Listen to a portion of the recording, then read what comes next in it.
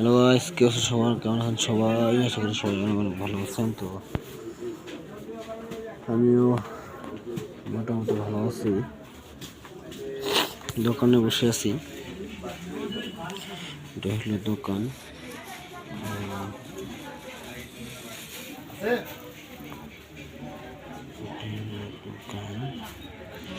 দোকানে এখন কেউ নাই। একজন টাকা নিতে এসেছিল, টাকা তো আমার কাছে নাই, টাকা তো আছে বড় ভাইয়ের কাছে।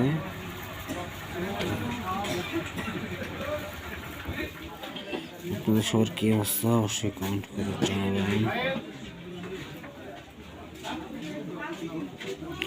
বাড়ি চলে যেতে হবে, প্রায় 9টা বাজে। বেশি দেরি করবো না, একটু আর বাড়ি চলে যাব।